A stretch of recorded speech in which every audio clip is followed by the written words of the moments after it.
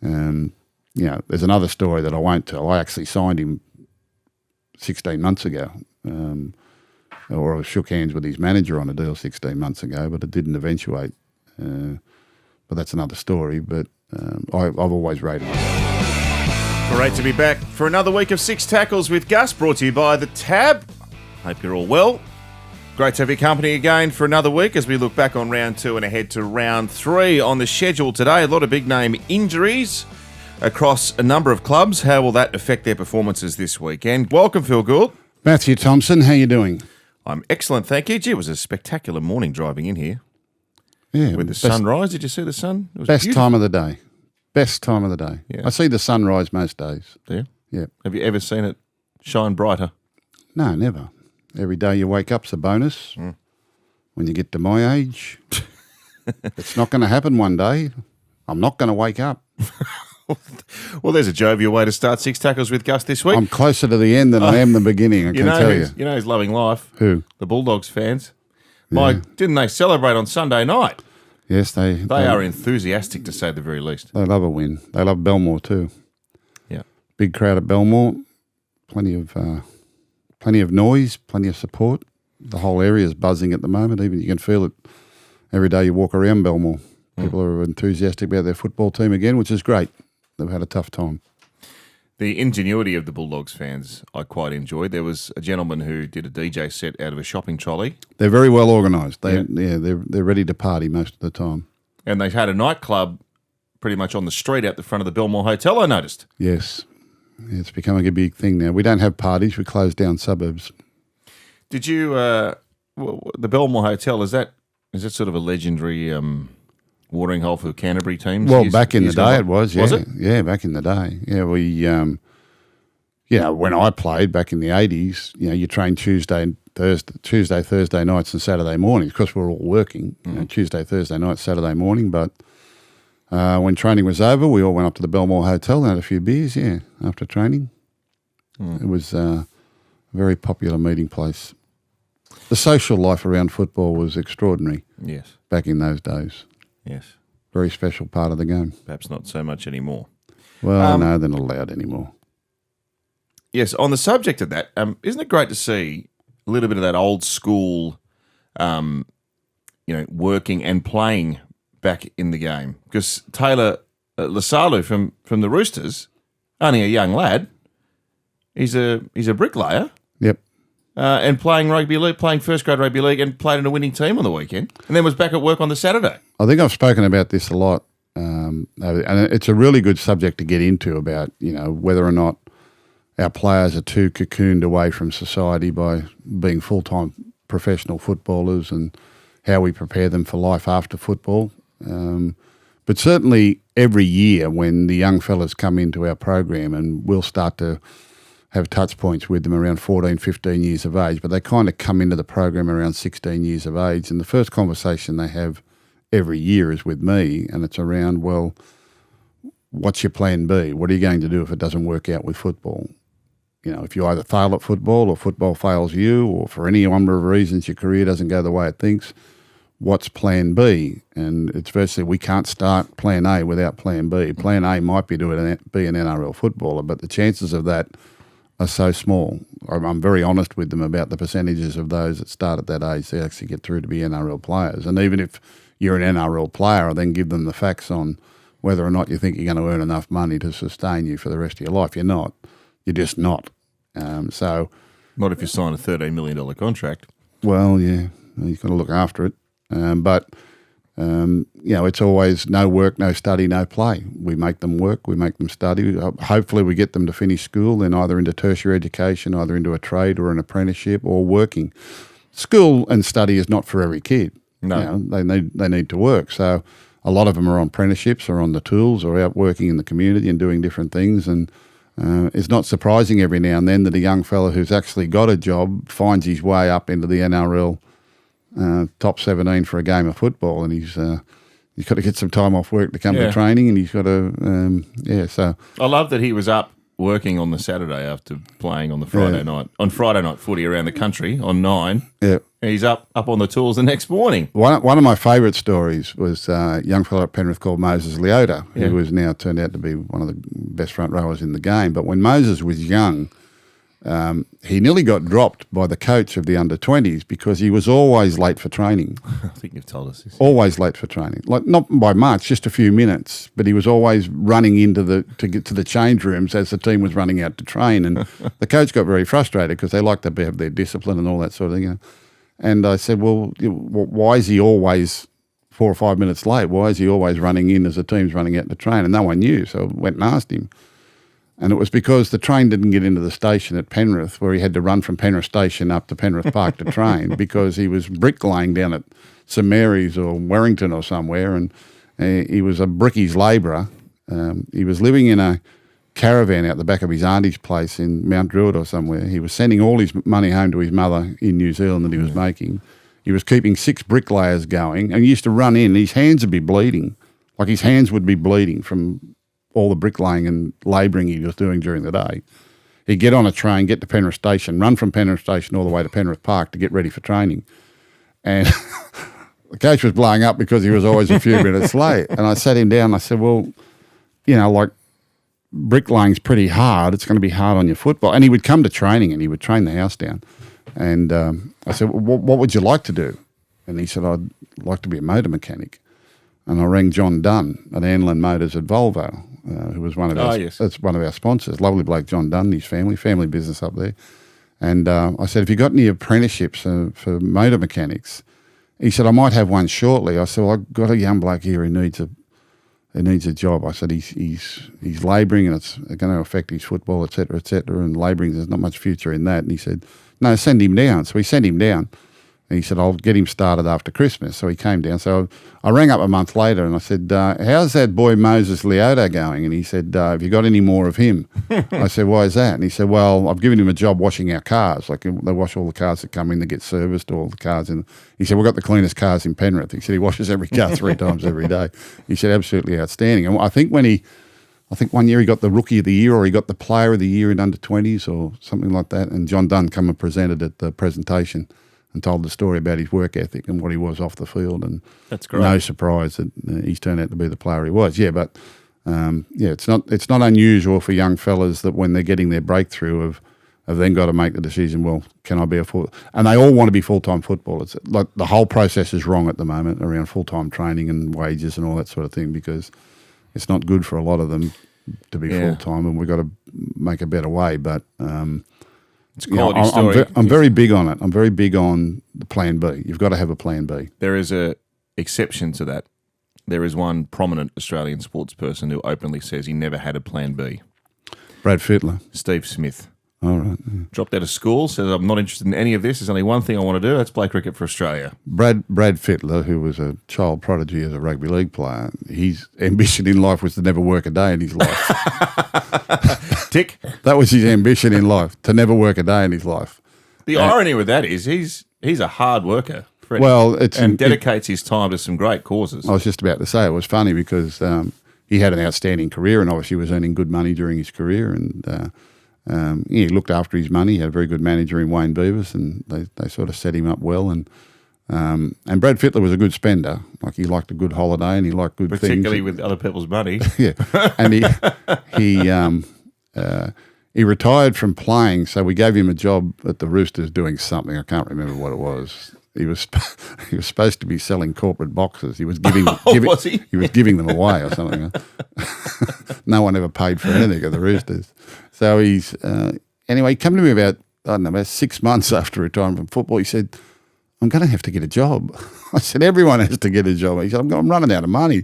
And I said, you're going to, yeah. So, and after that, incredible what he's done with his life after rugby league. He's been extraordinary. And he, as you say, he is a hard worker.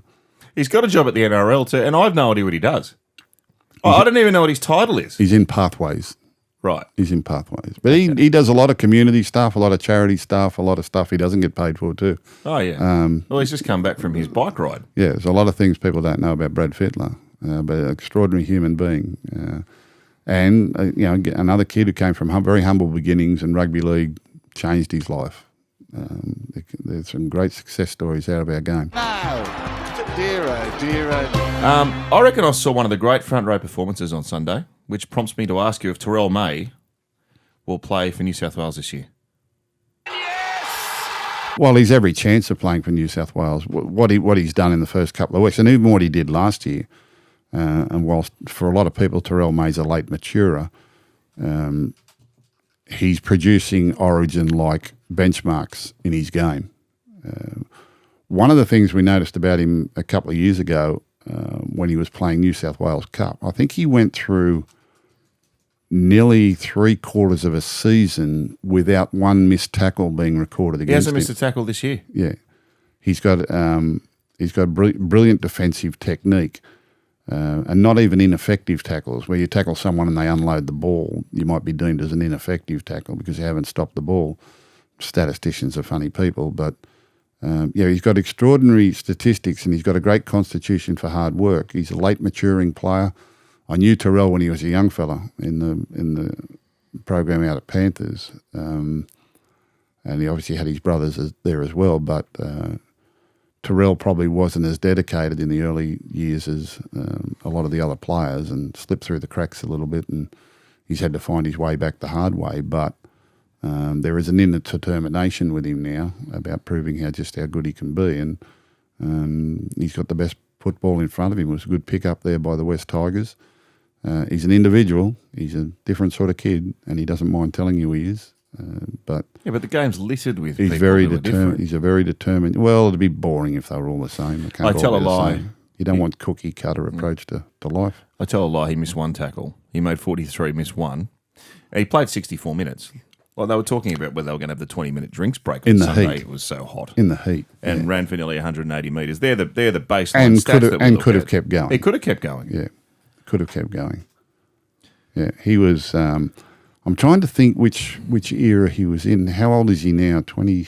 I think he might have played at an SG ball team, or he's in an SG ball squad with Matt 25. Burton. Yeah, with Matt Burton and Spencer Leniu, Stephen Crichton. I think we're all around that era.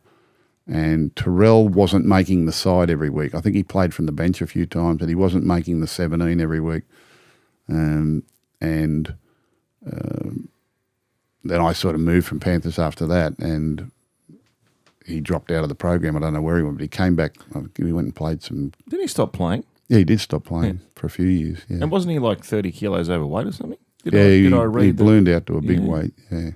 Which makes what he's doing now even more incredible. It didn't look like football was important to him, to be honest. That was sort of the rap on him at Panthers at the time, that he wasn't as dedicated as the other kids. He was playing because he was good at it, but he wasn't really wanting to do it. But something triggered him later in life that he wanted to get back in and give it another go, and he has given it another go. He's pretty tight-lipped, and so are the Roosters about what happened there as to why he was finished up last season. But it's been the West Tigers gain. There's another story that I won't tell. I actually signed him 16 months ago, or I shook hands with his manager on a deal 16 months ago, but it didn't eventuate. But that's another story. But I've always rated him. I've always liked Terrell. Why didn't it eventuate? I'm not going to tell the story, but it's I've always rated Terrell as a player, but Terrell was probably his own worst enemy as a kid. But he's certainly not now. He's a very determined young man, and he's got his best football in front of him. And I'm not saying he will play Origin. I'm saying he's got the credentials to play Origin. And if he keeps going in the vein he is, and particularly in Origin, where I like to pick 80-minute players, I think every player in your team should be capable of playing 80 minutes in Origin, because you may have to. A couple of HIAs early in the game, or an injury, or whatever, you might be asked to stay out there for the full 80 minutes, and that's the ultimate test. You want people with strong constitutions that can do hard work. And even when he came off on the weekend, the comments were that he didn't look like he'd played, like he could have kept going. Oh, he was incredible. And in that heat, in that sort of contest, it was an extraordinary performance. So if they want an 80-minute middle forward that gives them a hell of a lot of latitude on interchange, and he can play the 80 minutes if he had to, then Terrell May wouldn't be out of place. He certainly wouldn't be intimidated by it. In fact, he would probably revel in the environment. If they were picking the team today, I'm tipping he'd be there. You don't want to tell us anything about Terrell May signing with Canterbury? No. Okay. The Cowboys fans are justified in their worry. The Cowboys fans are the Cowboys fans worried, are they? Wouldn't you be?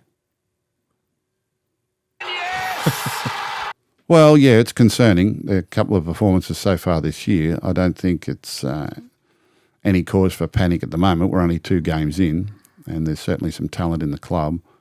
I see they've changed their halfback this week. Clifford comes back. So I wasn't aware, but he had an interrupted off-season, which maybe was the reason he wasn't picked in the first place. A lot of players do. Like, you don't hear about it until later on. But we get a lot of injuries during the off-season, a lot of little niggles, and even to have 2 or 3 weeks off during the off-season is hard. And the off-seasons are so restricted now because of holidays and RLPA and all that sort of rubbish. But it's hard, and our seasons are getting closer together. Our seasons are finishing later and starting earlier, and they really need a solid 3 or 4 months of preparation into the season to get their body attuned and get their mentality right and be feeling fresh and ready to go. And we're just not getting that break in the off-season anymore. It's very, very difficult to manage high performance and manage people's careers. And if you get 2 or 3 years back to back where you have restricted off seasons, it comes against you. It really is. Anyway, so the Cowboys fans are looking at the results and they're going, "This is a real problem." To your eye, within the performances of the first couple of rounds, what's the worry? Well, defensively is their worry. And that's defence is your commitment. Defence is that's the hardest part of the game, and they're struggling there a little bit. He's also dropped a couple of profile players, and then he's had to bring them back. So he's obviously trying to make some statements up there, or he's not happy with different things. You'd have to ask Todd Payton about what's going on internally. They haven't looked ready to play. They look off the pace. Well, you can say that because of the scoreboard. The scoreboard usually draws you to those opinions, So what they've got to do is, and this is a good game this weekend. I think they're playing the Broncos, aren't they? Yeah. Up there at Suncorp. So it's a great rivalry, and we've seen, as I've always said, the early part of the season, you can turn things around very, very quickly, and we saw a few teams do that from round 1 to round 2. There is no reason why they can't steel themselves to get down there. And it really just comes back to fundamentals and the basics. They're probably falling around in those areas, just the fundamentals and the basics of playing the game, which puts a lot of pressure on them. Rugby league is about applying pressure and dealing with pressure. At the core of everything we do at the professional level, that's what it's about, all right? And it's applying pressure to the opposition, and it's dealing with pressure when it's applied to you. And you're going to experience both during the course of a game. And at the moment, the Cowboys aren't applying enough pressure, and they're not dealing with pressure. Now, that can be mental, it can be physical, it can be connectivity with their teammates, it can be motivation, it can be all sorts of things that are going on. It could be fitness, it could be anything. We can all we do is look at the scoreboard and then try to find excuses or double guess what's going on. But they know internally what's going on. And the way to get out of it is to come out the next week and not worry about the big scoreboard, not worry about the result of the game, and just worry about what they're doing in the moment, every play and every minute for the full 80 minutes. And what they've got to do on Friday night is come out. It's very, very simple. Let's just come out and win the first play, whether we're running it or tackling it. Let's win that one, and then let's get reset and win the next one. Let's get reset and win the next one. Let's win all those little battles, play by play, minute by minute, and. When we get to the end and the siren goes, we can look up and see how the big scoreboard went. But at the moment, they're not applying pressure and they're not dealing with pressure. And the scoreboard is in their heads. I've got no doubt about that. And there'll be an inner turmoil. And it looks to me as though they're isolated. The sense of team and the sense of sticking together and to deal with pressure is just not there at the moment. But that happens to everyone at some stage, and there could be good reason for that. They've got to get to the bottom of that, and at the end of the day, at the professional level, dress everything up as much as you like. It's about applying pressure, and it's about dealing with pressure. The really good teams apply a lot of pressure to their opponent until their spirit breaks, and the really good teams are good at dealing with pressure. right, and keeping focused on the job at hand and getting it done. And right at the moment, the Cowboys mentally and physically just aren't in that space. So their task has got to be simplified. You've got to simplify it back to achievable actions and achievable goals, and start very much with the basics and the fundamentals of what this game actually is. And that's what it is.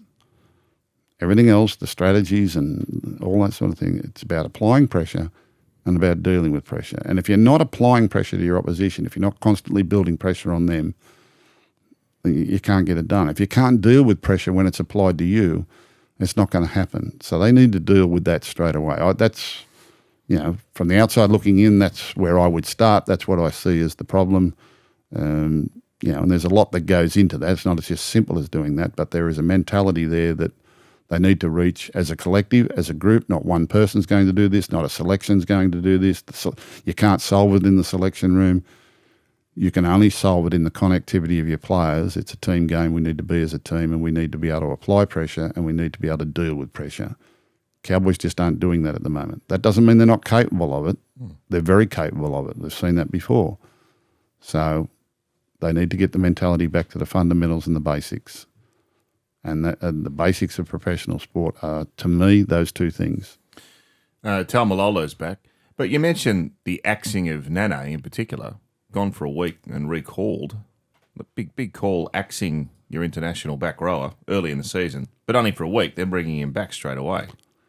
Yeah, I would say axing is a last resort for any player or for any coach. Like axing a player or dropping a player is your last resort. You don't really want to do it, but if you get to a point where the improvement's not coming. Now, Jeremiah Nanai has had defensive deficiencies for some time. He's only a young fella. He's still learning his game. I mean, he's well paid and he burst onto the scene. He's played Origin, but everyone's known that he's still got defensive deficiencies, the way he reads the play and the way he goes into contact. And I guess the effort level he puts into it as compared to the effort level he puts into it in attack. Like defensive is a very, very important part of the game. He's got a role to play.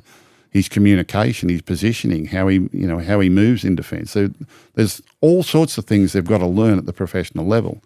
And Jeremiah, he's had those deficiencies all along. Now, whether or not he's worked hard enough on that, whether or not they identified it, whether or not they were walking past it because he was so good in attack or because he was on big money and thinking, these sort of things. Sometimes they put him on big contracts and think they don't have to coach him anymore. They're on big contracts. They should know it all. They don't. Now, has Jeremiah Nanai learned anything by being dropped for a week? I don't know that's. You mean to tell me you drop him for a week and all of a sudden he's going to be a good defender? That's not going to happen. Yeah. That's what I'm curious about. Well, what's he hoping to achieve by leaving him out for a week? Well, they might have other injuries and they might have been forced to bring him back into the side, but whether or not they thought it was an attitudinal thing, he needed a wake-up call. Yep. We're not going to tolerate that anymore. You need to apply yourself better in this. And there have been times where he has applied himself defensively, but it just hasn't been, it's not regular enough for him. It's not the priority in his game. And he needs to make it the priority in his game. Everyone needs to make defence a priority in their game. Everyone has to. You just can't get away because you're a talent attacking player. You need to contribute to the defensive part of the game because that's where you deal with the opposition applying pressure. And that's where they're falling down at the moment. So, and whether that was a wake-up call to other players, that yes, we will drop you if you're not making the necessary improvements in the fundamentals and basics of the game. But again, they're in Townsville. We're down here in Sydney. I'm only surmising. I only see what you see, but I can understand what the coach has done, and I can understand why he was dropped. In the space of a week, will he have learned any differently? Well, attitude-wise, at least he'll have had a shake-up, and we'll see how he responds on Friday night. When the Cowboys have got the ball, he's a weapon. No risk in the world. He's a very, very talented player, and he influences the scoreboard. But he's got to apply that same sort of energy and attitude in defence as well. On form, the Raiders are the best team in the comp.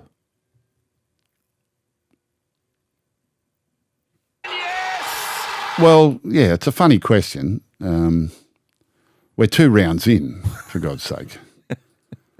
I think Raiders will be very, very happy with their start to the season. Extremely happy. Like we all do as much as we can during an off season. Everyone tries to use what time we can to get ourselves prepared for the season, and it's everyone's aim to start the year well. Now, sometimes circumstances don't allow you to do that. Injuries or disrupted off seasons, or you draw who you're playing in the opening rounds, what have you. But and until you actually play those first couple of premiership games, the trials don't really give you an indication.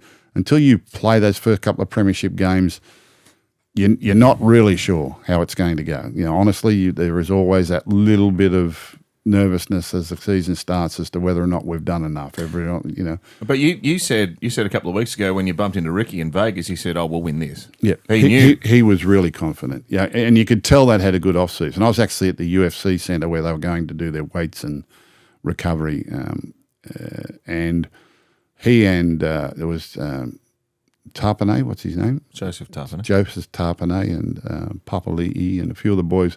They'd been in and they'd done a weight session, they'd had a swim, and they were coming in to use the sauna. So they were all walking in and they just had their, and they just had their swimming trunks on and a towel, and they walked in and they all looked in really good shape. They looked, you could just tell they'd been working hard. And I was having a talk to Ricky before, and he said they're in good shape. And they played. When they played against the Warriors, they were fast and they were fit. They obviously had a really good off season. Now, everyone was a bit disappointed in the Warriors over in Las Vegas, but then the Warriors a week later come out and belt Manly. So that might have been a really good win over there in Las Vegas to beat the Warriors the way they did, because the Warriors showed what they were capable of 7 days later, or 14 days later when they played against Manly, who'd had a big win in round one themselves. So that's where form can be a little bit misleading early in the season, or it can go up and down a hell of a lot. And there's a mental aspect to that too. We'll talk about the Panthers a little bit later, but Ricky's got them well, and then Brisbane, who absolutely blew the Roosters off the park. Look at the form line there. There's no form line. No, there is. Raiders belted Warriors in Las Vegas, never gave them a look in. Warriors then come out and belted Manly, right? So that's pretty good form. Brisbane belted Roosters, right? Put 50 on them. Roosters come out the next week and beat the Panthers. That's what I mean. So where's the form line? That's incredible. Throw the best bets in the bin. But Raiders beat them both. Yeah. Raiders beat Warriors, and Raiders then come out and belted the Broncos. Now, what they did to the Broncos the other night was just an old-fashioned ambush. It was just an old-fashioned Ricky Stewart ambush. Broncos had a big win and a comfortable win in round one. Went down to Canberra, probably just thinking they'd pick up where they left off, and they ran into a completely different animal down there than what they'd experienced the week before. And Raiders just didn't give them a look in. Physically and emotionally, just didn't give them a look in. And big crowd for round one, and the Raiders, I guess what you can say, and I'm not saying that they're the best team in the comp at the moment, but what you can say is they've obviously had a great off-season. They're really well prepared, and there is a real form line to the two games that they've won, given that the people that they've won have actually had big wins against other sides as well. So I'll say this, no one's going better right at the moment, but we're still very, very early in the season. We're only a couple of rounds in. Always say this, the first 6 or 7 rounds, everyone wins one, everyone loses one. We're going to have teams with injuries that are waiting for players to come back. Teams that are at full strength. You're going to have teams that get off to a good start and they won't be seen at the back end of the year, and others that get off to a poor start that come storming home at the back end of the year. That's rugby league, baby. That's what we're doing. So making calls on who's going to be finalists and who's going to be top 4 and who's going to win premierships at this stage of the season is ridiculous. I didn't ask you if they were going to make the finals. You said are they the best team in the competition? I said on form they're the best team in the comp at the moment. Well, we've only had 2 rounds. Not everyone's played each other. Well, if they were in the slipper this weekend, Gus, they'd be $1.50 favourite. No, they wouldn't. Who are they playing this week? I don't think Manly at Brookie. I don't. Well, they're not. How good's that? I doubt they're favourites this week. Are they? No. So you want them to be favourites to win the competition? You just told me they got the best form line in the comp. They're not even favourites for this week's game. You just told me the form line's strong. No wonder you can't back a winner. Fair enough. I've given up. I'm not punting anymore. I wanted to just touch on this trend, and I think you've sort of mentioned it a couple of times in the last probably couple of seasons, that it's a real thing. Teams that are away from home that lose, they come back home and bounce back hard and often win. You're seeing it again. professional gamblers will talk about that. Professional gamblers talk about people who lose on the road and come home to play. And they also talk about what they call dogs at home, teams that are written off but playing at home, getting big starts, in the betting boards and all that sort of thing. So hometown advantage. When you're coming home after a loss, there's always incentive to turn it around, and you get your best chance to turn it around when you play at home.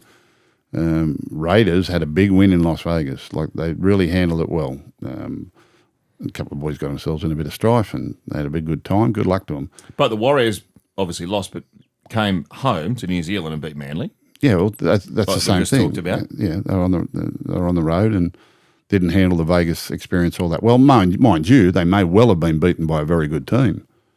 They may have well have been beaten by one of our top teams in the Raiders, but they certainly put Manly to the sword the other night. So teams that fit the criteria this week, and we'll do your tips a little later.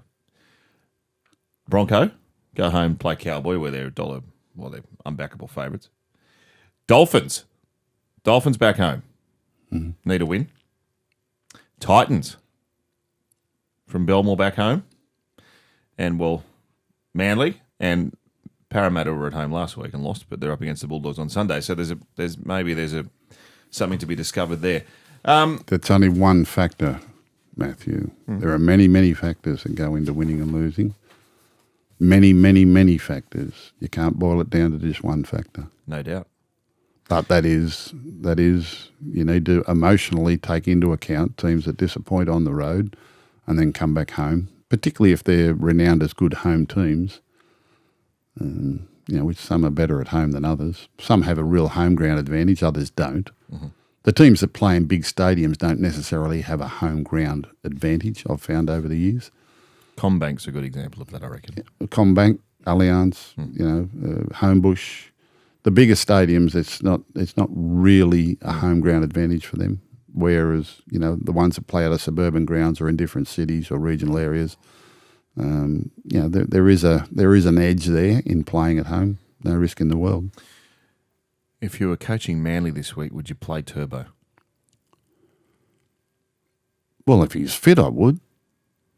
But if there's any question mark about a hamstring with Turbo, you'd err on the side of caution, wouldn't you? Well, that doesn't matter who it is. You're not going to play anyone at risk in round 3. You're not going to risk further injury. There's no reason to. But, like the Turbo situation will be a concern, but you just trust your medical staff and you trust Tom that's been through it a number of times. There is no reason to risk him if he's at risk of further injury. I mean, we're only in round 2, coming up to round 3 this week. But, there is no doubt that they need he and Cherry Evans 100% fit to be winning games and competing to where they want to get to. Both of them suffered on the weekend a little bit, and so did Manly. But there were other factors. It wasn't just that. There were other factors in that performance. It was the same with the Panthers' performance. It was the same with the Broncos' performance.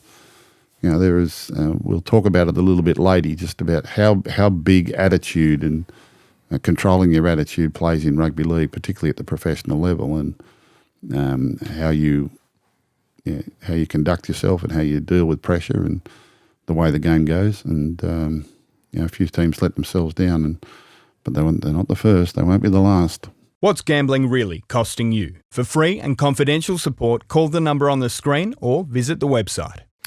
The NRL season is here for the best time in sport. Tab has the best app in sport. Tab, we're on, and they present AskGus every week. Rye, R-Y-E. My favourite bread, rye. I like dark rye bread. Do you? They have a beautiful dark rye bread at the Cheesecake Factory. Oh, do they? Yeah. Yeah. They serve it. You get it for free. I love dark rye bread. Yeah. Get lots of other stuff at the Cheesecake Factory too, don't you? Get whatever you want. How do the Eels get their campaign back on track? One play at a time.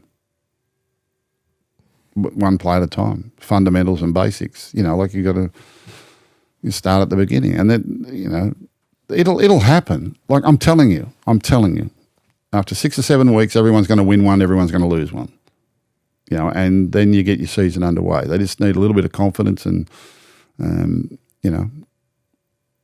they'll work it out. Everyone always does. It's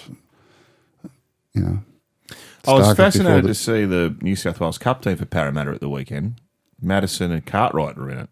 So he's looking to completely overturn the status quo there at Parramatta. And maybe he knows he's got to take a few blows before things start to come good. Yeah, I'd really like to interview Jason Riles just to have a talk to him so he could probably articulate what he's feeling. And I remember the day he took the job at Parramatta, I used to catch up with him regularly. I went and had a coffee with him. He came up and saw me at Gaimea and just had a talk about the challenge ahead. And he was talking about what his sort of plans were. And like most young coaches, they charge into it 100 mile an hour. But he's for a rookie head coach, he's got a lot of experience and he's got a lot of personal development, and he'll stand the test of time. He'll back himself, and the club's just got to stick with it and get through. And so too are the players. And I know it's gone a little bit pear-shaped for in the first couple of weeks, but they can turn that around very, very quickly. I think they'll be dangerous this weekend. You're going on a week-long road trip. Which 4 ex-teammates are you taking with you? Asks Phil. I'm going on a long road trip. Week-long road trip. Week-long road trip. Oh, that's a difficult question. That's a very difficult question. 4 ex-teammates. They'd want to be good drinkers by the sounds of things. But I reckon this road trip. Who's driving? You have a driver. We'll organise a driver. When I was coaching, I used to drive the team bus. Yeah, I know. I used to get the little mini bus, and I used to drive the team bus. I had a lot of stories about bus rides. Ex-teammates. Yeah, it's some great old teammates. Sadly, when I'm getting to my age, I've actually been to the funerals of blokes I played with and against over the last few years. It tends to get more and more every year. It doesn't last forever, does it, unfortunately? But no, it's some great mates. I couldn't have 4. I'd have to have a couple of bus loads. The blokes that I'd take on a road trip. Okay. Daryl Brayman to be there for comic relief. You'd have to take the big man. Yeah. Should the bunker be able to make decisions on forward passes? Asked Carissa. No. There you go. And we've got officials out there to deal with forward passes, and they don't do a good enough job. Man, they missed 100 on Sunday's game. The 4 o'clock Sunday It's ridiculous. Game. It's ridiculous. I don't know what they're looking at. It's ridiculous. We've got people out there to do it, and it's ridiculous. And then some of the ones they call forward just aren't. I mean, they'll call up. It's don't start me. I won't. No, but don't get the bunker doing it, please. Just don't. If they haven't picked it up on the field, well, then just play on. We'll get on with it. Josh wants to know. They had that one on the weekend where they had to pull it up for an obstruction because they knew it was a 2 metre forward pass. Yes. There was no chance. What about that? Yeah. It was like Tom Brady threw it. Like the obstruction was accidental and couldn't be helped, but they sort of used that to get past the fact that he'd thrown the ball 2 metres forward for a try. Quick thinking. Yeah. This is you can't. But why didn't the official pick that up? I don't know, but it was nearly 2 And some of the ones they pick up aren't forward. It's I don't know what they're thinking sometimes. I'm not going to ask you who you think will win Dally M Rookie of the Year because we've had 2 rounds. Here we go. Mark Wolven. Is there a junior rugby league team that you rate for developing players? Junior rugby league teams are about participation. They're about participation. Some have, great programs and because they've got, facilities and because they've got equipment and all that sort of thing, it helps the kids and all that sort of thing. But junior league is about participation. Participation, that's what it's about. Participation. Get that right. Participation. Enjoyment. Mm-hmm. Understanding what it's like to be a part of a team. Understanding what it's like to be healthy and fit and active lifestyle and all of that. It shouldn't be about coaching them like they're going to be future NRL players because 99.99999% of them are not going to be that. You shouldn't be coaching them like that. It's about participation and enjoyment and having fun and getting the benefits of being part of a team and playing with your mates and in creating memories and enjoyment. It should not be about winning and so-called developing players. We want to teach them the skills of the game. We want them to participate and do well, but that's not what junior league is about. Very good. 6 tackle trivia. You're going to need a couple of hints, but maybe I can guide you in the right direction. 10 years ago, 2015, who was the Rookie of the Year? Well, the first thing that bugs me there, 2015 was 10 years ago. I know. 10 years.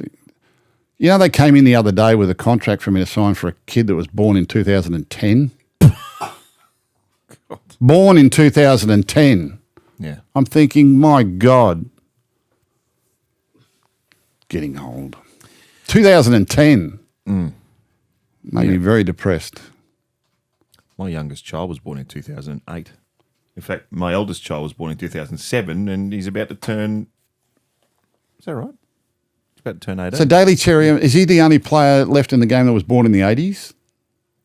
Well, he's the oldest player in the game, so that would be right. He's 35. Is he 35 or 36? Yeah. He's the oldest current player. He was born in the 80s. He might be the last one. That's scary. That is scary. The Rookie of the Year 10 years ago won a premiership the following year.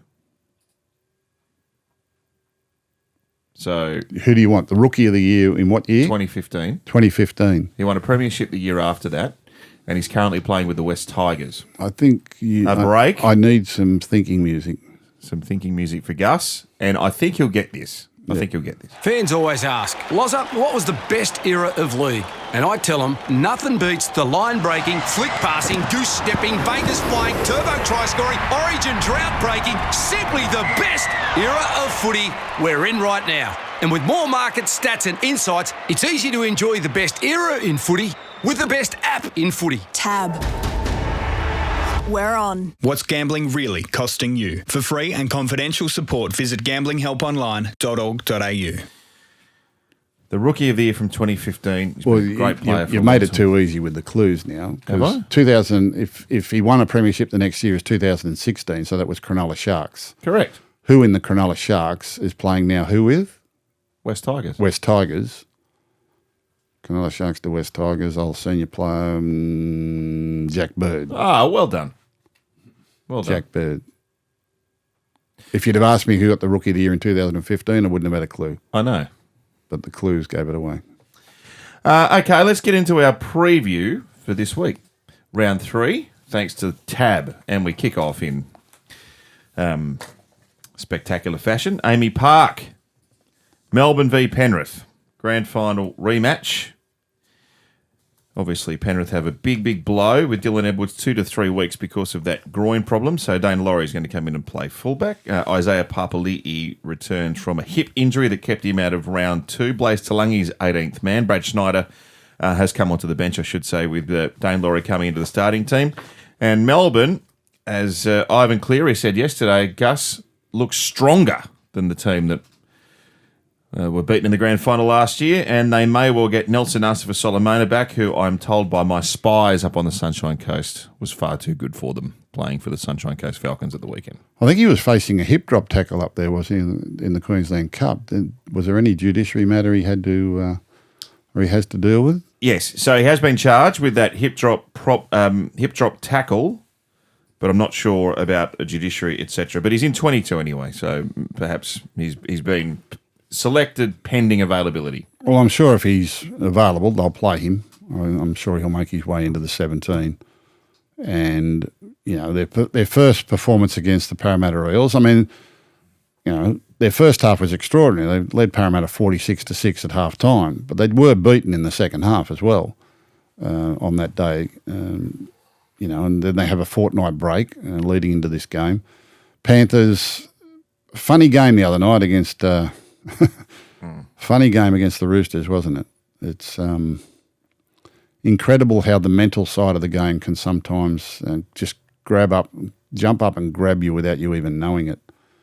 One of the points I wanted to make about the Panthers-Roosters game and how they got themselves into some trouble, people talk about complacency. Maybe they didn't treat their opposition with respect. I think Panthers have been extraordinary during this great run of success in being consistently their intensity every week, regardless of where they play, who they play, where they are on the ladder, has been extraordinary. They treat every opposition with respect, and they do that by playing to the best of their ability pretty much every time they go out and play. Their intensity has been great. And there have been a number of times over the last 4 or 5 years where they're virtually favourites every time they run out to play. Sometimes they're raging hot favourites and expected to win by big scores, yet they always put in quality performances. You could never say that they were guilty of being complacent or taking their opposition lightly. But there is an anomaly sometimes in our game, and it happened to two teams on the weekend. It happened to Manly, and it happened to the Panthers. And I've seen this regularly in my time in football. When you see a raging hot favourite in a game, in a two-team game, a raging hot favourite expected to win comfortably. One team's got poor form leading into the game, and the other teams are going very, very well, and everyone thinks they'll win by a lot. And then they come out and score a soft try in the first couple of minutes of the game.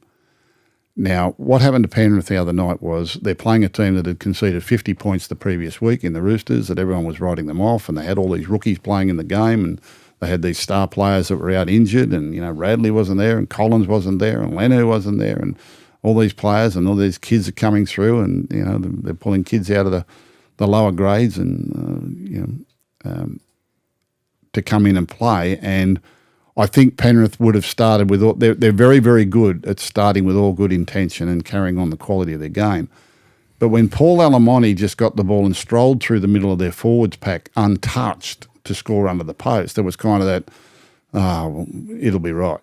It'll be right. And it was just enough to take the edge off them for a while. And that was enough to get the Roosters into the game, and then they started to build confidence as the game went on. It was the same in the Manly game. Manly were brilliant the week before, had a terrific win at home. Warriors had been disappointing in Las Vegas. Manly go across there. What happened in the first couple of minutes? Yeah, ran around them and scored. They just ran around them and scored like it was under sixes, and the same thing happened to them. And all of a sudden, Warriors lifted. All of a sudden, Roosters lifted, and Panthers just couldn't get back into their stride. The other thing I want to talk about with the Panthers was the extraordinary game management of Nathan Cleary at the back end of the game, right? So he never at any stage of the contest gave up on the result. That score went 6-0, 6-all, 12-6, 12-all, 18-12, 18-all, 24-18, 24-all, and then all of a sudden Roosters went bang, bang, bang, and they lead 38-24. And they lead 38-24 with, I think, 7 minutes left on the clock. And you're virtually saying, well, it's over. They can't score 3 tries to win. Panthers get a penalty, 30-odd metres out in front. So you're thinking quick tap and they'll just get on with it. Cleary stops the game and says, we'll take the 2 points. We'll get it from a 3-try game back to a 2-try game and then try to get to Golden Point and see if we can win it there. That's, heads up thinking. But, people say, oh, well, yeah, maybe. He kicks the goal. Now it's a 12-point game. They get back and they construct a set of 6 in the next minute and they score again out wide. Now think about this for a moment. He's now got a conversion from out wide. Clock's ticking down. He's got to hurry it a little bit, but he's still got to get it done. The ball hits the upright and comes back into the field of play. So instead of being a 6-point margin now, it's an 8-point margin again. They've got to score twice. They come down and with 2 minutes to go, they get a penalty in front of the posts. Mm-hmm. Now, had the conversion kick gone through and they're only 6 behind, with 2 minutes to go and possession on the line against a 12-man Roosters team, I'd say Panthers score. Yep. He kicks the goal, the game's level, and Panthers go on to win. All right? Now he's got to make a decision. What's he going to do now? So he kicks a penalty goal again. He kicked 2 penalty goals in the last 7 minutes when they're 14 behind and they're 8 behind. And then with a minute to play, they go the full length of the field and Brian Toto gets pulled down in the corner. Yeah. That's how hard they are to beat. Right? His team was not on song all night. It was they were on tilt all night. The Roosters did a really good job on them. And Panthers conceded 38 points. So I can't remember the last time they ever conceded 38 points in a game. They didn't play well. They didn't play anywhere near their ability. But here's this brilliant playmaker at the back end of the game, amidst all the disappointment and all that, still saying we can salvage a win here, we can get a win. And he's virtually playing the clock by like a champion NFL quarterback or a champion basketballer, stopping the clock and considering the scoreboard and still strategizing right up to the bit. And had Brian Toto scored in the corner, he'd have had a kick to level the game at full time. Had his earlier conversion kick not hit the posts, Panthers win. Yeah, I'm telling you, Panthers win. He would have got it done. extraordinary game management and confidence and belief at the back end of the game from Nathan Cleary, and that's why they're premiers, and that's why he's the best playmaker in the game. But they've conceded 60 points in 2 games, Panthers. They have, yeah. It hasn't, and they're a different team now. It's not the same team that it was. As the season goes on, they'll grow. The system will come to the fore, but they're fitting new people into the system and getting their combinations right again. I'm just thinking about this game, and I think everyone's expecting a Penrith bounce back. Last time they played down there, it was 8-0. Yep. Do you reckon it'll be a similar scoreline? I think defence will be paramount, particularly from Melbourne. I think Melbourne will fancy themselves if they can defend. If Melbourne can keep Penrith to a low score, I think Melbourne will win comfortably. I think I'm looking at the two teams at the moment, and I'm thinking, I can see at least probably 3 or 4 tries for Melbourne Storm, and I'm struggling to find that many for Panthers with the lineup that they've got this week. I think Panthers are going to win. They're going to have to win something like 10-6 or 12-10 or something like that if they can hold Melbourne. But defensively at the moment, they're not doing that. Right, their first couple of games, even over there in Las Vegas, they led Cronulla 24-10 and they got back to 24-22. I mean, that's you don't see that from Penrith all that often. It's not the defensive unit it was. They've got new players and younger players, and they're fitting other players into the system. Where Melbourne Storm look very, very settled. It's very similar. They'll be stinging from the grand final loss last year. They're pretty much at full strength. They've got no doubt Nelson Solomon will come into the side. They were very, very sharp in round 1, albeit for 40 minutes, and then the second half they weren't so sharp. I think that gives Craig Bellamy enough to work with leading into this. I think they would have been looking forward to this.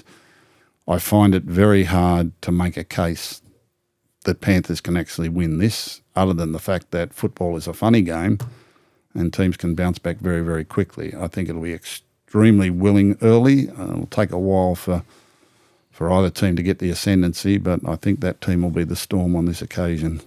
Early game Friday, 6 p.m, again in Auckland at Go Media Stadium. The Warriors having got things back on track with that victory over Manly. Stick with the same 17. They've got Rocco Berry and Bunty Afoa on an extended bench. The Roosters, after that stirring victory, which James Tedesco says the best he's been involved in, which is a huge rap. At club level, I think he meant.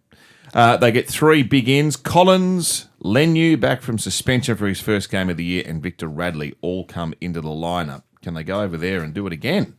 They certainly can. They can certainly win. A win like that last week can make your club. It can make your season. When Brisbane beat them the previous week, and I was talking to James Tedesco about this, it's never as bad as people say. It's never as bad as it looks. When you actually go and analyse that game and look at Brisbane scored some really freaky, tricky, streaky sort of tries. Like there was some double kicks and some kicks across field and tap backs and all that sort of thing. And there were times where the Roosters' defence looked a little bit flimsy after Radley got hurt early and they conceded that. Remember, Roosters scored the first try of the game. Roosters led the Broncos. They started the game pretty well. And then a series of things happened where Brisbane got a lot of ball. Roosters disappointed themselves in defence a little bit. And then all of a sudden Brisbane get into this mold where talent takes over and they're freakish and they're trying things and, they're throwing passes they shouldn't throw. They're double kicking. They're kicking when they shouldn't kick. They've got so many great individual players that can just make people miss and do things. So whilst it was a great performance or they got the scoreboard moving the Brisbane Broncos, it showed the following week when they came up against a more fit and resilient defence, mentally stronger defence against the Raiders. They just couldn't cope. It was just mistake after mistake after mistake. And so it wasn't as bad as it looked for the Roosters. The issue was, leading into week 2, was the number of players that they lost. They lost Collins and they lost Radley and they had these rookies coming in which people didn't know. And I've been saying for years, they got some great kids in the system. They just haven't given them the opportunity to get up there. Forget about what they did the other night. What I'm trying to say, imagine when those kids have had 40 or 50 first-grade games under their belt, what they're going to look like, if they can keep developing them along that way. But this week, after a great win against the odds with all those rookies, you bring back Spencer Leniu, who's in New South Wales and premiership winning front row, and you bring back Victor Radley and you bring back Lindsay Collins. And all of a sudden it's got a very strong look about it, up against a Warriors team that were extremely good against Manly, not so good against the Raiders. And that's a hard one. Sometimes you've got to believe your eyes. I'm going to go with the momentum and the Roosters. Rooster. And that one away from home. Rooster in New Zealand to win. Friday night footy. Live and free from 7:30 on 9 from Suncorp Stadium. The Broncos and the Cowboys. Gee, we called some great games between those clubs 10 years ago or so, didn't we? My goodness. Let's have a look at the changes. Now, Katoni Staggs is on the extended bench for Brisbane. We might see him for the first time in the season. And Jason Taumalolo returns from that list, Frank. And we talked about earlier the recall of Jeremiah Nene. Jake Clifford takes over in the halfback role. So Tom Duffy goes to the reserves and Robert Darby comes onto the wing with Braden Burns. Unavailable. Broncos, Cowboys, Suncorp Stadium. Yep. So Katoni Staggs has been named in 19, but if he's fit and well, I just assume he comes back in for Shibasaki and plays in the team. Yep. Broncos, as you say, beaten on the road, returning home, probably embarrassed themselves last week. And although as the season goes on, I said this, as the season goes on, maybe losing to Canberra in Canberra is not the big upset that everyone felt it was, because they're a good side. But the Cowboys are the ones, they're the story here. I like the fact that Jake Clifford's back in the side. He's a good young player, young Duffy, but I think it's a little bit early for him at the moment, particularly in a team that's probably not in peak form. So Jake Clifford comes back and gives him a little bit more experience. Taumalolo comes back into the side. Nene comes back in. He'll have something to prove. The bench looks a lot stronger this week. I mean, Griffin Neiman, Cohen Hess and Nanai and McIntyre, that's a good, strong tradesman-like bench. You've got Taumalolo back in the side. That Sam McIntyre impresses me. Yeah, he's a goer. Yeah. He's a goer. The back line, Vilea, Purdue, Darby, still in the embryo stages of their career. Look, I think the Broncos will win, but I'm expecting a much improved performance from the Cowboys. It's a better-looking Cowboys team tonight for Friday night than we've seen the last couple of weeks, I think. They look far more solid and this will be their best performance of the year so far, I have no doubt. But needs to be. I'll favour Bronco at home. 3 o'clock Saturday down in Cronulla. Saturday afternoon footy in Cronulla. Don't see too many afternoon games down in the Shire. No, you don't. Same 17 for Craig Fitzgibbon. Jack Whiten's back from suspension in the centres for Souths. Fletcher Myers pushes out to the wing and Bailey Bentley Hape drops out. Michaeli Ravalawa was linked up with Souths. He's 18th man. They've lost another forward. Hubner's gone, so Tallis Duncan comes in to start at lock. Yep. They've done well, the Rabbits, haven't they? My word. To win their 2 games, albeit narrowly in both, but they're where they are, and without the players that they've had available. Their stars have been missing in those first 2 games, so as the season wears on, I can only assume they're going to get better, and they're building a lot of confidence at the moment. They're putting some good feelings in the bank there that they're going to be able to draw on as the season goes on, playing really well. Jamie Humphries has been a revelation at halfback. He was over in the Manly system. He was a young halfback coming through, but he was playing a lot of dummy half in the lower grades. So it's sort of trying to convert him into a hooker, but he's been tremendous for them there. And he's keeping a very high-price commodity in reserve grade. That was going to be a question to you. What do they do with Lewis Dodd? They've paid all this money for him and he can't get in the team.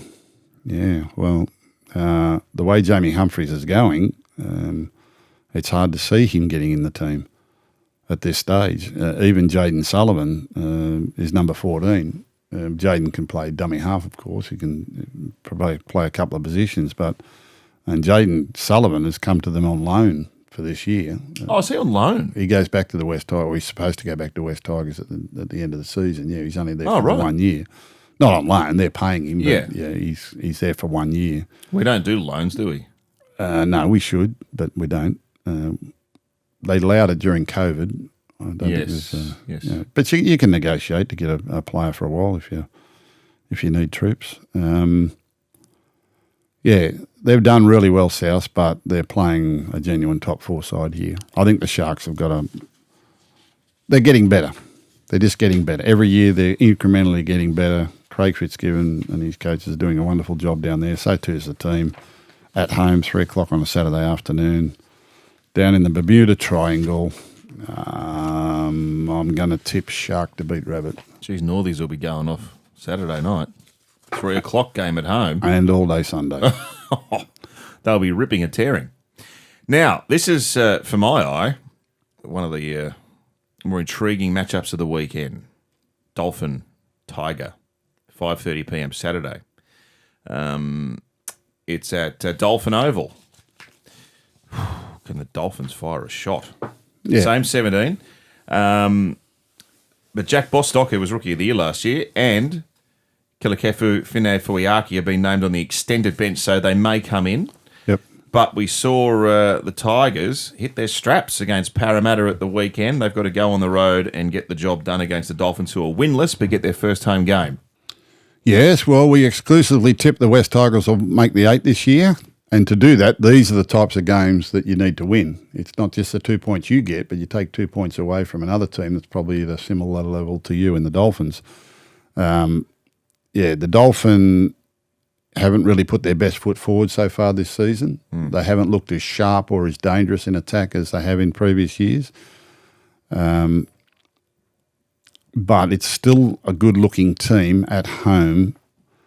Another one of these lose on the road and come back home type arrangements. But I've got a lot of confidence in this West Tigers and just the momentum, just the way they finished off Parramatta last week and the second half and how freely they were running, how well they defended. They conceded a try in the last minute of the game. They nearly held Parramatta to 0. And at the NRL level, that's not easy to do. It doesn't happen very often. Scored some freakish ad-lib tries. Oh, they've got skill. And it's only going to get better as the combinations develop. This is a really hard one. Honestly, this is a flip of the coin because there'll be a desperation of the Dolphins to get on track, and the West Tigers have got some momentum after 2 good performances. They could have easily beaten Newcastle in round 1. They only got beaten 10-8. Newcastle then came out and beat the Dolphins and handled them pretty well there in Newcastle. West Tigers were probably more competitive if you wanted to draw a line between those teams. Look, this is really a toss of the coin. And for all these teams, you're going to play in a lot of games this year that are going to be decided by 2 or 4 points. West Tigers played against Newcastle, got beaten by 2 points. They're going to play in a lot of games like that. If you can win the balance of those, then it can make or break your season. I think West Tigers are a semi-final team. Can they go to Brisbane and win away from home? Can they ignore the jubilation and all the celebrations of a big win last week, which they haven't had too many of those in recent years? Let me have a look. I thought Stafford Toa was very good. Adam Dewey looks as though he's getting back to full Dewey's strength. been great. Sania Taruva Jareem Buller is a player I love. I love Jareem Buller. He's going really good. The answer here is I don't have the first goddamn clue. It looks that way, doesn't it? Yeah. You wouldn't know what's going to happen. Yeah, it's just a flip of the coin. It really is. But one thing you can say is that the Dolphins have to improve sharply. Yeah, but that's what early season form is. Early season form is usually win-loss because, you've got to stay in touch. There is even though it's early in the season, there is that desperation to get on the board, and particularly at home, Dolphins will come up with that. They just haven't shown the sharpness and the creativity that we've sort of come to know of them. And whether they've been a little bit conservative, I don't know.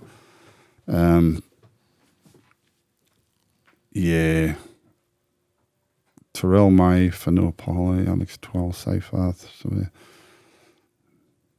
you know what? I'm going to favour Tiger to keep going. I think Tiger will make the 8, which means these are the sort of games they've got to win. I'm going to take Tiger on the road to beat Dolphin. Titans versus Newcastle. Saturday night footy. Another example of a team going back home. Now, Khan Pereira's gone with a hammy, which is a bit of a blow for them. For Newcastle, Leo Thompson and Kai Pearce-Paul are both out. Brodie Jones comes into the front row and Adam Elliott starts at lock. Thomas Cant goes onto the bench. Gee, they're 2 big outs, particularly Leo Thompson. Yep. I've got a big opinion of the Titans. I really have. I've got a big opinion of the Titans. Or is it still the case after Sunday, were they? Yeah. Well, it was their first game of the season. They had a bye in round one. They hadn't played for a few weeks. They're so dangerous. Well, yeah. You know, there's a few things they've got to fix in their game, and there's a few things they've probably got to fix in their mentality. But they're a scary football team. Scary football. Calm Pereira being out this week. But he's a prolific try scorer, Tony Francis, and he's in Queensland Cup. He scores a lot of tries down there. Yeah, another really interesting game. Again, two teams that are going to have to win games like this if they hope of making the 8. I've just got a real opinion of the Titans, and I think that those couple of injuries for the Knights just sways me a little bit that the Titans can return home and get their first win of the season. I'd feel more confident if Khan Pereira was playing, but they're going well, the Knights. They're going really well. I'm going to back Titan to win. Titan over the night. Sunday, 4 p.m, Combank Stadium. We're on air from 3 o'clock on 9 with live and free coverage of Para versus Bulldog. So, Ronald Volkman's gone, so Dean Hawkins comes in at halfback. He was injured for the first couple of rounds, I think, so Hawkins comes in to partner Dylan Brown. Josh Addo-Carr is on the extended bench. Ryan Madison's 18th man. Bailey Simonson's been named to return to the New South Wales Cup this week following an ACL. But for Bulldog, Matt Burton and Viliami Kikau, as Gus has already spoken about during the week, are out for several weeks because of knee injuries. So Tupanua comes into the back row for Kikau, and Bailey Hayward's going to play 5/8. Yeah, good story, Bailey Hayward. Good player. Be interesting to see. Yeah, he's very, very versatile. Very, very versatile. Just about to extend him for another year, Bailey Hayward. Spoke to his manager yesterday. Outside the top 17, they've got Ryan Madison, they've got Josh Addo-Carr, they've got Joey Lussick. I think these are players that could actually appear there on Saturday. I think there'll be some changes before the team takes its field. It's a big test for the Bulldogs. Fellas like Jacob Carraz and Sam Hughes haven't played again also this year, and then all of a sudden we start to get injuries to Kikau and Matt Burton, and that's a real test for the Bulldogs. It's a real test of their depth in the next few weeks to be doing those players. I think Kikau and Burton will both be out for 4 to 6 weeks each, and Carraz and Sam Hughes are still at least a month away each. So it'll give some opportunity to other players, but they've got off to a nice start to the season, so hopefully they can keep the momentum going, but very, very wary of what the Parramatta Eels might do, given the way they've gone the first couple of weeks and some new players to come back into the side. So it'll be tough. They're all tough. Here's another classic to round out round 3. 6:15 kickoff. I love the Sunday night game. Four Pines Brookie, Manly versus the Raiders, eh? Now, we know Turbo has some tightness in the hammy, and he's been named, but whether he plays is another matter. Daly Cherry Evans had back spasms, but he's going to be sweet. Tolu Kola returns after missing round 2 with a corked thigh. Siwa Taukiaho is also back, so Josh Aloier reverts to the bench. Toff Sipley drops out.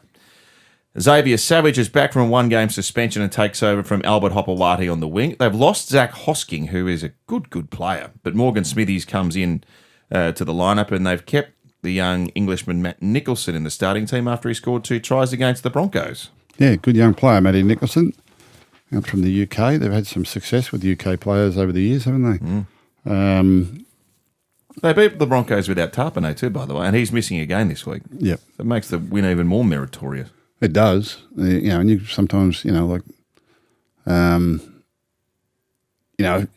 you're going to be tipping on rugby league or even gambling on rugby league, there are a number of ways you can go. You can go with, what you think the form reads. You can go with the way your gut feels. You can go with what your eyes see, or you can go on data. The most successful gamblers and tipsters go on data because they're unemotional. They don't worry about what their eyes see or what their gut tells them or, what the street corner tip is or anything like that. People who rely on data makes the world go round, are usually more successful. And data seems to indicate that the Sea Eagles should be favourites, particularly if Trebojevic and Cherry Evans play. But if either one pulls out, particularly Cherry Evans, If either one pulls out, then the balance goes strongly back the other way towards the Raider. Is that your street corner tip? No, that's data. Have you got a street corner tip? I think Cherry Evans pretty much said he's going to be okay. Yeah.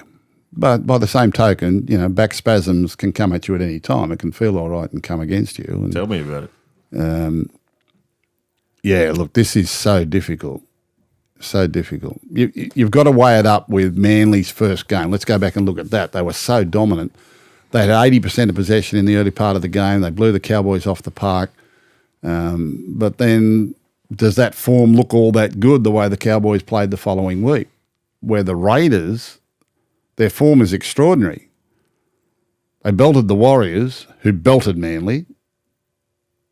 They've just belted the Broncos, who belted the Roosters, who beat the Panthers. I mean, if you want to go through form... The form guy's an ass. If you want to go through form says the Raiders win. Yeah. They've got the better form. If you want to go through gut feel, the gut feel is, Manly back to Brookvale, Trebojevic, it'll be right, they'll get it done. Manly Seagulls and Brookvale. Yeah, but we're working on data. That's your gut feel. And data favours Manly unless Cherry Evans is out. Then it favours Raiders. Oh, my head's about to explode. Yeah. So what do you want to go on? Form, gut feel, or data? Is there an algorithm that puts them all together? Well, data wins out. Data usually wins out in the long run. Me, I'm a kind of a form. I believe my eyes. I like to believe what my eyes tell me. That's what, I don't say I'm always. I tend to tip along the team I'd like to be coaching against. That's funny how I do that sometimes. But I'm going to go on what my eyes see. I'm going to go on what my eyes see. I'm going to ignore every other element and just say that I think the Raiders are fit and fast and hungry, and I think they'll really enjoy the opportunity to go to Brookvale and beat Manly at Brookvale, because honestly, that's 2 points not every other team's going to get. If you can win, it's like birdieing a team that no one else can par. Like if you can beat Manly at Brookvale, you get a leap on the rest of the teams that go there, because Manly aren't going to lose many at home. So I think the Raiders in their form, they've been to Vegas, they've come home, they've beaten two really good teams that I think the form's good. My gut feel is that the Raiders will really enjoy this experience and they'll really relish going up there to beat Manly on their home ground. So I'm going to go with what my eyes see. My eyes see Raider. I would enjoy the experience of going there to try to do that. And I think Ricky Stewart and his team will too, despite the fact Joseph Tarpany's not playing. So I'm going to tip Storm to beat Panther, Rooster on the road to beat Warrior. So I'm going with what my eyes see there. A little bit of gut feel in that one. Bronco to beat Cowboy, Shark to beat Rabbit, but big ups for the Rabbit. I've got no idea Dolphin or West Tiger. I'm going to tip Tiger simply because these are the games they've got to win, and I've tipped them to make the 8. I've got a gut feel about Titan. All the data and all the form suggests Knights. But You've brushed the data. Yeah, I've got a gut feel. Well, I said there's 3 ways. Data's king. There's 3 ways to tip. And we're using all of them. I can use any one I like. On this one, I've just got a gut feel about the Titan. I'm going to go with Titan to beat Knight, and I'm going to go with Raider. I'm going to believe my own eyes. I'm going to go with Raider to beat Seagull. Fantastic. Footy on 9 from Melbourne on Thursday night, from Brisbane on Friday night, from Combank Stadium on Sunday afternoon. You can catch all the action live and free. Have a great weekend. Talk to you next week, Gus.